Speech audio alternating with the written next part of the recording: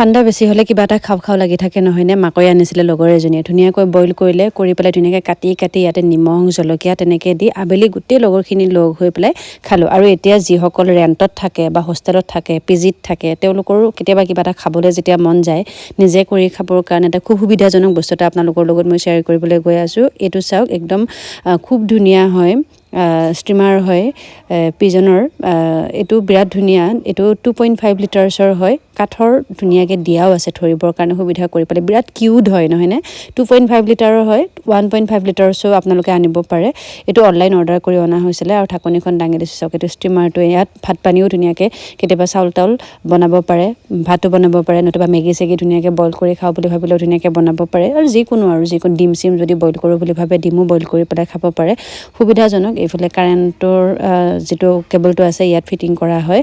Cute হয়, বিৰাট cute হয়, খুব ধুনীয়া হয়। আৰু দামটোও এটা ৰিজনেবল প্ৰাইজৰ ভিতৰতে আহে, বস্তুটোও ভাল। আৰু এইটো হাতেৰে যোনটো চুইচটো চাওকচোন, ইমান কিউট কাঠৰ এনেকুৱা লগাই দিয়া আছে। এইফালে পানী আমাৰ গৰম হৈ গ'ল। পানী গৰম হোৱাৰ পিছতে ইয়াতে যিহেতু মাকৈ বইল কৰা হ'ব, গতিকে ষ্টিমাৰটোৰ ওপৰত ধুনীয়াকৈ পাতি দিলে। আৰু ঢাকনিখন দেখিছেনে, ইমান ধুনীয়া কিউট হয়। আৰু এইখন ঢাকনিখন যদি আপোনালোকে কেতিয়াবা ভালকৈ ধোওঁ বুলি ভাবে, ইয়াত নট ছিষ্টেম আছে, কেতিয়াবা খুলিবও পাৰে, খুব সুবিধাজনক হয়। আৰু যিহেতু একদম লগতে লাগি থকা বা পুটুককৈ হোৱা কিবা এটা বস্তু হ'লে সুবিধা হয়, বিশেষকৈ হোষ্টেলত থকা হওক বা ৰেণ্টত থকা সকলৰ কাৰণে হওক। ইয়াত দামটো যথেষ্ট বেছি, কিন্তু অনলাইন প্ৰাইচটো 1600 কিবাখিনি হয়। এইফালে 3টা মাকৈ ধুনীয়াকৈ দি দিয়া হ'ল বইল হ'বৰ কাৰণে, আৰু অকণমান দেৰিৰ পিছতে ধুনীয়াকৈ বইল হৈ যাব। আৰু এইফালে গৰম পানী হ'বৰ কাৰণে তলত পানী দি দিয়া হ'ল, ঠাণ্ডা পানীয়ে দিয়া হৈছে দিয়াটো।